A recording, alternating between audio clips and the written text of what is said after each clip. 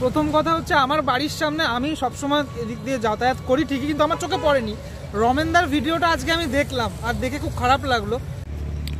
আমি তোমাদেরকে আজকে দেখিয়েছিলাম ফেসবুক পোস্টে যে একটা প্রতিমা পড়ে আছে এবং নোংরার মধ্যে পড়ে আছে, এবং মানে আমার খুব তো দুঃখ লাগছিল, কারণ যেহেতু মধ্যমগ্রামে আমার বাড়ি নয়, আমি ভাবছিলাম নিয়ে চলে যাব। কিন্তু একটা দারুণ ব্যাপার হলো, আমার সাথে তোমাকে দেখিয়ে দিই, হঠাৎ করে কানেক্ট করলো একজন, তাকে তোমরা প্রত্যেকে চেনো, নীল ভার্সেস নীল। ইয়েস, ও আমাকে বলো রমেনদা তোমার এই এটা দেখে আমি ঠিক থাকতে পারিনি, তোমার কি মনে হয়েছে নীল? অ্যাকচুয়ালি প্রথম কথা হচ্ছে আমার বাড়ির সামনে আমি সবসময় এদিক দিয়ে যাতায়াত করি ঠিকই, কিন্তু আমার চোখে পড়েনি। রমেনদার ভিডিওটা আজকে আমি দেখলাম আর দেখে খুব খারাপ লাগলো যে এত সুন্দর মায়ের প্রতিমা সেটা বিসর্জন তো হয়নি। প্রথম কথা এইভাবে অবহেলায় পড়ে রয়েছে। মাকে দেখো তোমরা, মায়ের মুখখানি দেখো, টানা চোখের মা, দারুণ, মানে এইভাবে মা পড়ে রয়েছে, খুবই খারাপ লাগলো। বর্ষাকাল আসবে, ব্যাপারটা পুরো খারাপ হয়ে যাবে, আরও হয়ে যাবে। তাই জন্য আমি ভাবলাম যে প্রতিমা যদি আমি আমার ঘরে নিয়ে যাই তাহলে কেমন হয়। কতটা সুন্দর কৃষ্ণনগরের প্রতিমা, সত্যি কথা। মানে তোমার মতো একটা জিজ্ঞেস করছি আমি, এই যে ধরো প্রতিমা এরকম করে ফেলে রাখে অনেকে, নোংরা, দেখো চারিদিকে নোংরা পড়ে আছে, তার মানে কি প্রয়োজন ফুরিয়ে গেলে সবার ক্ষেত্রে এক কেস? একদমই তাই, আমার তো তাই মনে হচ্ছে, এখন তাই দাঁড়িয়েছে। তোমার কুমারটুলিতে তুমি যে ভিডিওটা বানিয়েছিলে, কুমারটুলিতে অবহেলায় পড়ে নষ্ট হয়ে যাচ্ছিল এত সুন্দর মানে জিনিসটা, আমরা যদি পারতাম তাহলে ওটাকেও সংরক্ষিত করে রাখতে পারতাম। তো সেরকমই সব জায়গায় আমি দেখতে পাচ্ছি এরকম। জানি না আমি কেন বিসর্জন দেওয়া হয় না বা কেন এরকমটা করা হয় না। এমনকি তোমার সাথে পার্সোনালি আমার কথা হয়েছিল, তুমি একজনকে কুমারটুলিতে জিজ্ঞেস করেছিলে, তুমি নেবে বলেছিলে, ওটা তুমি বলো, আমি ক্যামেরা ধরছি, তুমি বলো ওটার ব্যাপারেও বলো তুমি।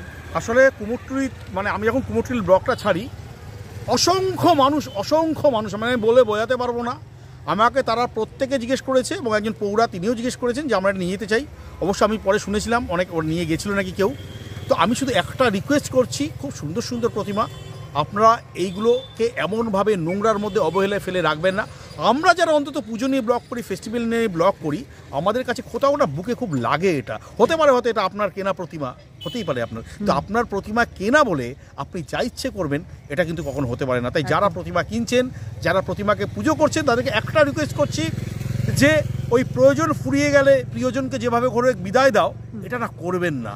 এবং আমি বিশেষভাবে কৃতজ্ঞ নীলের কাছে, যেহেতু আমি মধ্যমগ্রামে একটা কাজে এসেছিলাম, নীলের বাড়িও মধ্যমগ্রামে, ও আমাকে এই ব্লগটা দেখার পরে ফোন করে বললো রমেনদা কোথায় পড়ে আছে বলো।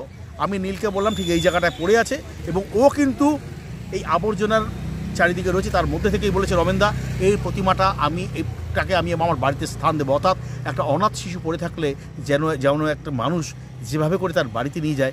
আজকে আমি নীলকে কুর্নিশ জানাই, বাহবা জানাই, মানে থ্যাঙ্কস বলে মানে কি বলবো, আমি ছোট করব না। আমার খুব ভালো লাগে, নীল আমার ছোট ভাইয়ের মতন, যে এইরকম একটা ও স্টেপ নিল, অর্থাৎ এইভাবে করে পড়ে থাকা অবহেলিত প্রতিভাকে নীল নিজের বাড়িতে আশ্রয় দিই। একদমই। চলো তাহলে বাড়ি যাব, আমার এই বাহন করেই নিয়ে যাব, রমেনদাই ধরবে পিছনে। চলো। উফ, মায়ের মুখখানি দেখো কি মিষ্টি, মায়ের মুখখানি, মানে মায়া লাগে না, কোনোভাবে মায়া লাগে না। এইভাবে ফেলে রেখেছে। চারিপাশে কিন্তু আরও অনেক সরস্বতী প্রতিমা এইভাবে মানে অবহেলায় পড়ে রয়েছে। চলো।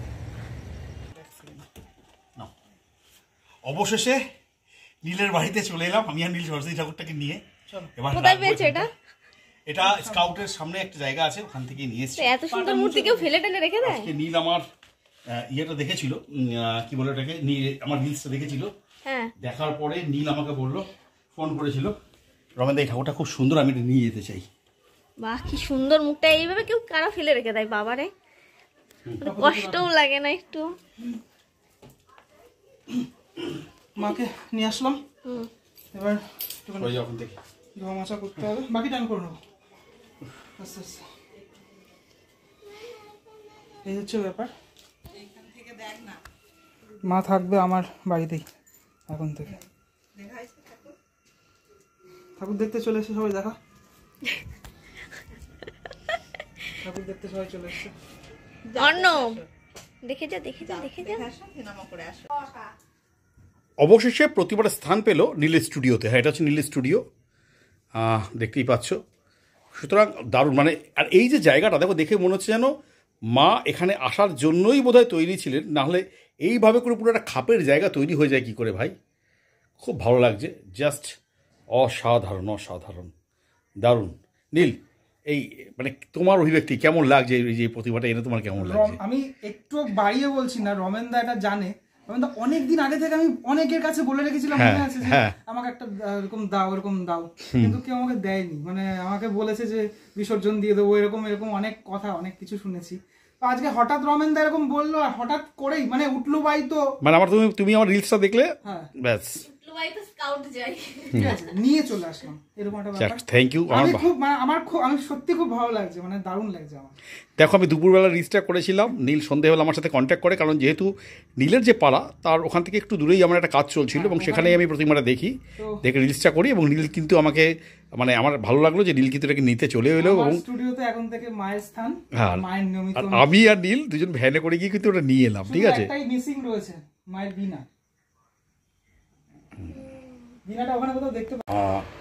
তাহলে পড়ে থাকা প্রতিমাটা নীল বাড়িতে নিয়ে এলো।